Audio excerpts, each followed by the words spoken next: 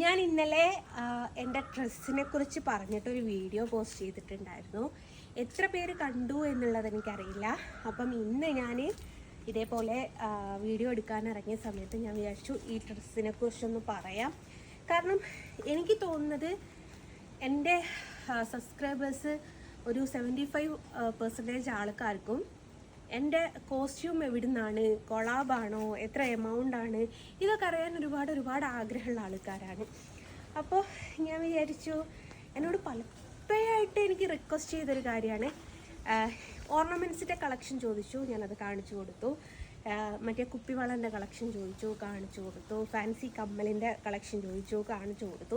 അതേപോലെ തന്നെ എനിക്ക് ഒരുപാട് റിക്വസ്റ്റ് വരുന്നൊരു സംഭവമാണ് ഡ്രസ്സിൻ്റെ കളക്ഷൻ കാണിച്ചു തരുമെന്ന്.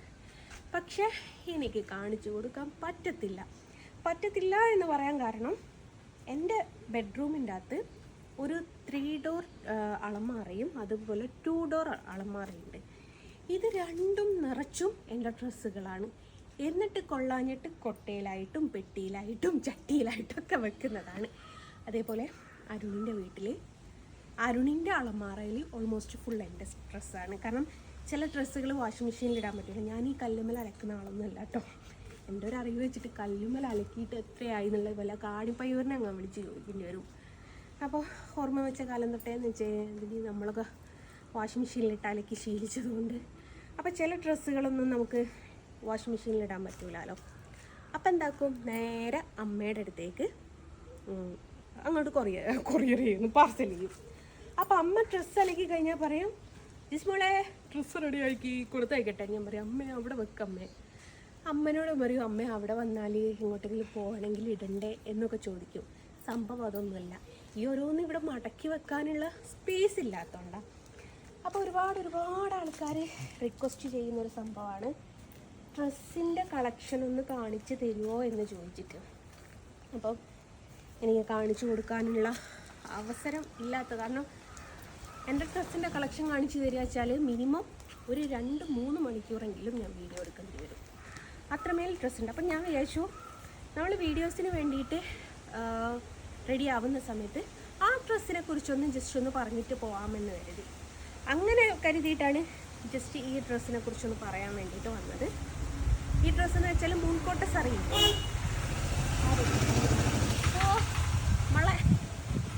മുൻകോട്ടസ് ഉണ്ടല്ലോ, മുൻകോട്ടസിൽ നിന്ന് മേടിച്ചതാണ് ഈ ഒരു ഡ്രസ്സ്.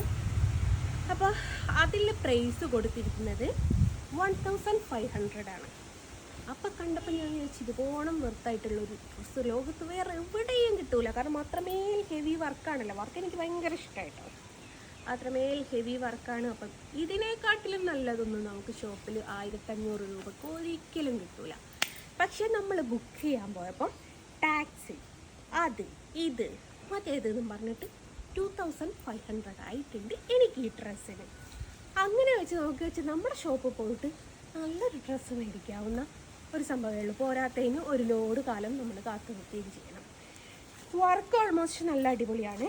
പക്ഷേ ഈ ക്ലോത്ത് എന്ന് പറയുന്നത് നമ്മൾ എന്താ പറയുക, വലിയ ക്വാളിറ്റി ഇല്ലാത്തൊരു ക്ലോത്താണ് ഇത്. പിന്നെ എനിക്കിങ്ങനെ നിൽക്കുന്നതെന്ന് വെച്ചാൽ, ഞാൻ ഈ ഒരു ഡ്രസ്സ് മേടിച്ചതിന് ശേഷം ഒരു 2 ഫംഗ്ഷൻ ഇട്ടിട്ടായിരിക്കും. അതൊക്കെ പറഞ്ഞ് ഞാൻ ഇട്ടിട്ടില്ല. ഒന്നാമത് വൈറ്റും ഞാനും തമ്മിൽ ചേരൂല, ഒരിക്കലും ചേരൂല. എനിക്ക് ആകെയുള്ളൊരു വൈറ്റ് ഡ്രസ്സ് ഇതേ ഉണ്ടാവുള്ളൂ. ഇതന്നെ ഒരു ഓണത്തിന് വിഷുവിന് എടുത്താൽ തോന്നുന്നു. അപ്പോൾ എനിക്ക് വൈറ്റിനോട് യാതൊരു താല്പര്യവും ഇല്ലാത്ത ഒരാളാണ്. വൈറ്റും ഞാനും റെഡി ആവാത്ത ഒരാളാണ്. അപ്പം ഞാൻ ആ 2 പ്രോഗ്രാമിനെ ഇട്ടിട്ട് മൂലയിലിട്ട്, അപ്പം വീഡിയോസ് എടുക്കേണ്ടിയിട്ട് മാത്രമാണ് ഇതെടുത്തിട്ടത്. അപ്പോൾ ഇതിനെക്കുറിച്ച് പറയാമെന്ന് കരുതി. അപ്പം ഞാൻ വിചാരിച്ചു, ഡ്രസ്സിനെ കുറിച്ച് ഡീറ്റെയിൽ പറയൂ, ഡ്രസ്സിൻ്റെ കളക്ഷൻ കാണിക്കൂ എന്ന് ചോദിക്കുന്നവർക്ക് ഇങ്ങനെയായിട്ട് കാണിച്ചു കൊടുക്കാമെന്ന് കരുതി. അപ്പം നമ്മുടെ ഫൈനൽ ഔട്ട്ലുക്ക് ഗൈസ്. എൻ്റെ ഹീൽസ് എങ്ങനെയുണ്ട്? നയൻതാരനെ എന്താ ഇൻസ്പിറേഷനൊക്കെ എന്നല്ലേ പറയാ, ഇൻസ്പിറേഷൻ ആക്കിയിട്ട് മേടിച്ച് കൊടുക്കുന്നത്. എനിക്ക് നല്ല ഹൈറ്റ് ഉണ്ട്. ഇതിലെങ്ങനെയാണ് കാണുന്നതെന്നുള്ളത് എനിക്കറിയില്ല കേട്ടോ. ഞാൻ നല്ല ഹൈറ്റ് ഉള്ള ഒരാളാണ്. ഇപ്പം തടിച്ചതുകൊണ്ട് കുള്ളായിനെ പോലെ തോന്നുക. പക്ഷെ എൻ്റെ കുട്ടിക്കാലം തൊട്ടേ എനിക്ക് ഹീൽസിനോട് ഭയങ്കര ഇഷ്ടമാണ്. ഹീൽസ് എന്ന് പറയുന്നത് എൻ്റെ ഒരു വികാരം തന്നെയാണ്. അപ്പോൾ എന്ന് വെച്ചാൽ എനിക്ക് കുട്ടിക്കാലത്തൊക്കെ അങ്ങനെ ചെരുപ്പും കാര്യങ്ങളൊന്നും ഇല്ലായിരുന്നു. ഞാനൊക്കെ ചെരുപ്പിടാണ്ട് എന്തോരം സ്കൂളിൽ പോയിട്ടുണ്ടെന്നറിയോ. അപ്പോൾ ഞാൻ ഹീൽസിൻ്റെ ആഗ്രഹം സാധിപ്പിച്ച് നടത്തിയത് എപ്പോഴാണെന്ന് ചോദിച്ചാൽ, എൻ്റെ രണ്ടാമത്തെ സിസ്റ്ററെ വിവാഹം കഴിച്ച സമയത്ത് അവൾക്ക് വേണ്ടിയിട്ട് അളിയന് ഗൾഫിൽ നിന്ന് ഹീൽസ് കൊടുത്തയക്കായിരുന്നു. പക്ഷേ എന്ത് ഭാഗ്യത്തിനും അതൊക്കെ അവൾക്ക് ചെറുതായിരുന്നു. അപ്പം ഞാൻ അതൊക്കെ ഇട്ടുകൊണ്ട് പോവുകയാണ്. അപ്പോൾ എനിക്ക് ഓർമ്മയുണ്ട് ഗൈസ്, ഒരു ദിവസം എനിക്ക് ഈ ഹീൽസിൽ സ്കൂളിലേക്ക് ഇടാനൊരാഗ്രഹം, ചിന്ന ആശയം.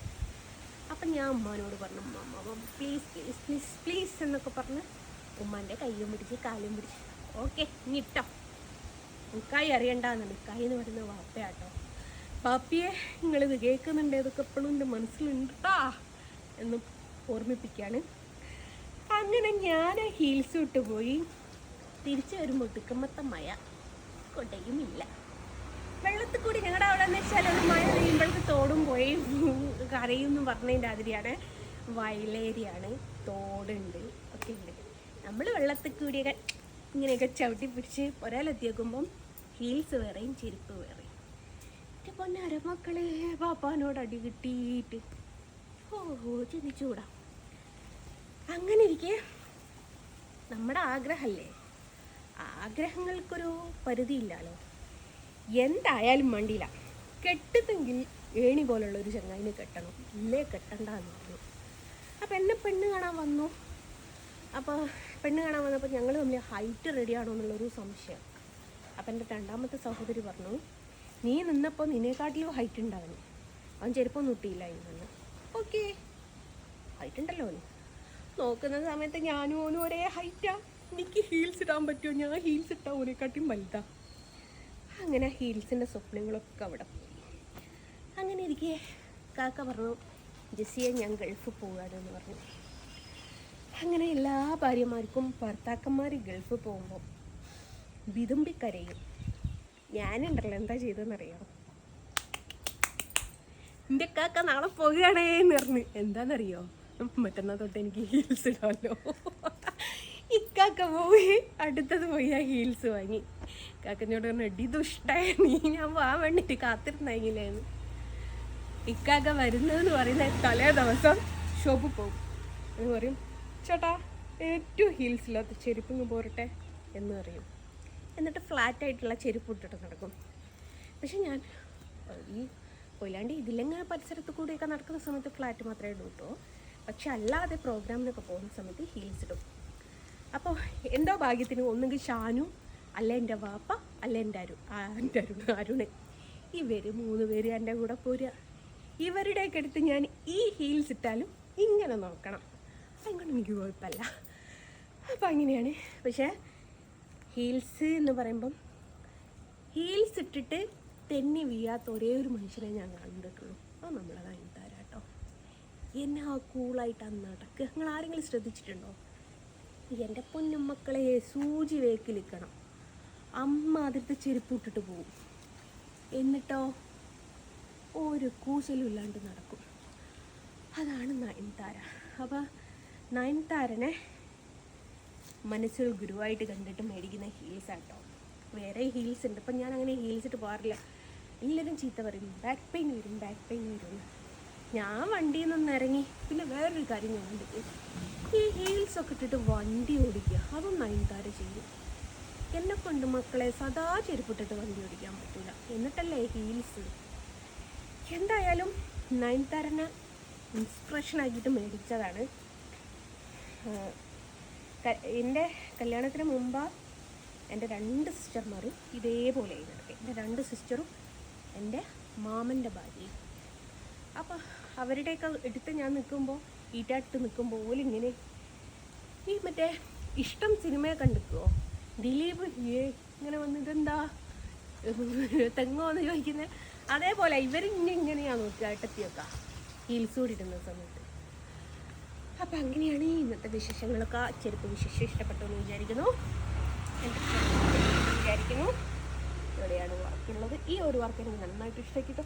ഇത് ഞാൻ കണ്ടില്ല, എല്ലാ റീൽസിലും ഉണ്ട്. ഭയങ്കര ബോറായിട്ട് വന്നു. ഇത് മറ്റേ ഉള്ളിൽ അത് അടിച്ചതുണ്ടല്ലോ അത്. ഇനി കഴിയുന്നതും ഞാൻ നല്ല നല്ല ഡ്രസ്സുകളുണ്ട്, അതിനെക്കുറിച്ചുള്ള വീഡിയോസ് പറഞ്ഞിടുന്നുണ്ട്.